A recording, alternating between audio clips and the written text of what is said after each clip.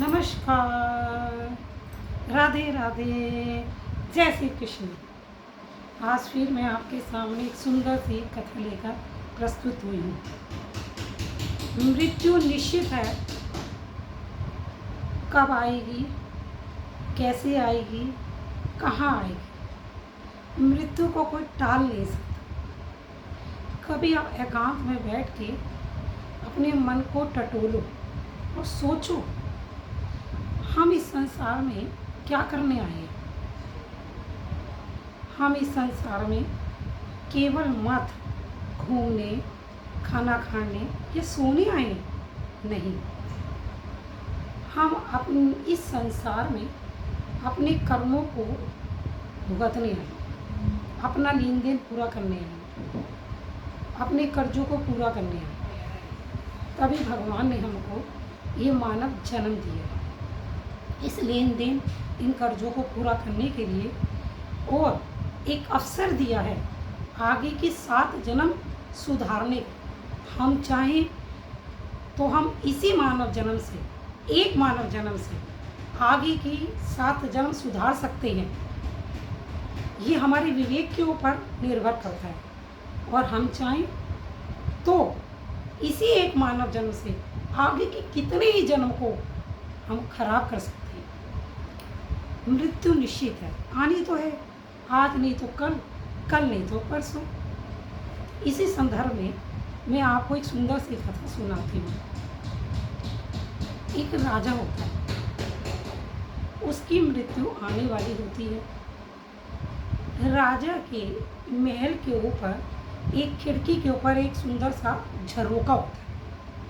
उस झरोके के ऊपर एक जोड़ा कबूतर बैठा होता है। तो राजा को लेने के लिए यमराज आते हैं। राजा के महल में प्रवेश करने के लिए जब वो महल की तरफ आते हैं यमराज, तो उन कबूतरों के जोड़ों को देखते हैं। कबूतर बड़ी मस्ती के साथ गुटरगू गुटरगू गुटरगू कर रहे होते हैं। यमराज हंसता है और राजा के महल में राजा को लेने के लिए चले जाते हैं। उन कबूतरों में से पहला कबूतर दूसरे कबूतर से कहता है, यमराज क्यों हंसा? तो पहला कबूतर कहता है, यमराज इसलिए हंसा, वह कह रहा था कि तेरी मौत आने वाली है। अभी मैं राजा को लेने के लिए महल में जा रहा हूँ। जब राजा को ले जाऊंगा तब तुमको लेने के लिए आऊंगा। यह सुनकर दूसरा कबूतर पसीने पसीने हो जाता है और पहले कबूतर से पूछता है, मित्र कोई उपाय बताओ। तो पहला कबूतर कहता है, अभी यमराज राजा को लेने गए, जब तक वो राजा को लेकर तुम्हारे पास आते हैं, तुम उनकी आंखों से ओझल हो जाओ, यहाँ से उड़ जाओ फौरन और कहीं जाके छिप जाओ। दूसरा कबूतर ऐसे ही करता है। दूसरा कबूतर फौरन वहाँ से उड़ता उड़ता उड़ता उड़ता दूर घने जंगलों में जाकर छिप जाता है। यमराज आते हैं राजा को लेने के बाद, और यमराज उन कबूतरों की तरफ देखते हैं। उसमें से एक कबूतर तो होता ही नहीं है। तो यमराज पहले कबूतर से पूछते हैं, तो दूसरा कबूतर कहाँ गया? और हंसते हैं। पहला कबूतर कहते हैं, वो तो उड़ गया। यमराज हंसने लगते हैं। अब तो कबूतर से रहा नहीं जाता। कबूतर यमराज से पूछते हैं, यमराज जी अब 2 बार हंसे, क्या कारण है हंसने का? तो यमराज कहते हैं कि दूसरे वाले कबूतर ने मेरा काम आसान कर दिया। पहला कबूतर कहता है कैसे? क्योंकि उस कबूतर की मृत्यु दूर घने जंगलों में ही लिखी थी। पहला वाला कबूतर यह सुनकर दंग रह जाता है ना। जिसकी मृत्यु जहाँ लिखी होती है वो वहाँ अपने आप ही पहुँच जाते हैं। हम मृत्यु को टाल नहीं सकते,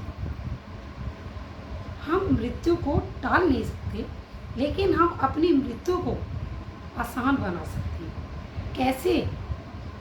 भगवान का भजन करके। कैसे? भगवान राम का जप करके अपने कर्मों को, अनेक जन्मों के कर्मों को काट सकते हैं।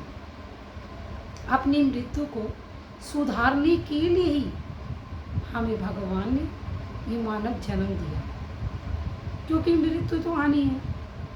और हम देखिए ना, हम कितने बेफिक्र होके कितनी योजनाएं बनाते हैं। हमें पता ही नहीं है कि कब हमारी मृत्यु आने वाली है और कैसे आने वाली है और कहाँ आने वाली है। हम योजनाएं बनाने में लगे रहते हैं। आज हम ये करेंगे, अभी हमें इतने साल जीना है, अभी हमें 5 साल जीना है, अभी हमें 10 साल जीना है। ये ज़रूरी नहीं है कि आप 70 साल जिए, ये ज़रूरी नहीं है कि आप 80 साल जिए, ये ज़रूरी नहीं है कि आप 60 साल जिए।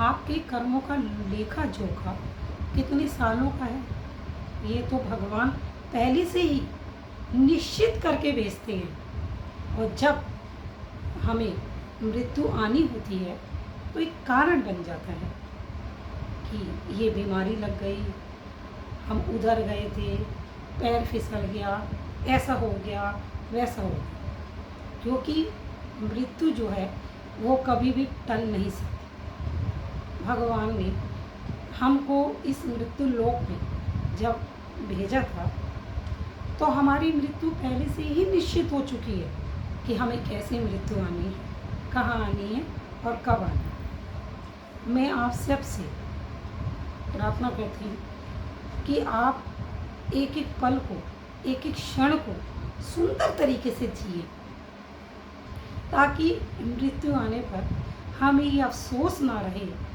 कि हमने ये कार्य नहीं किया, हमने वो कार्य नहीं किया।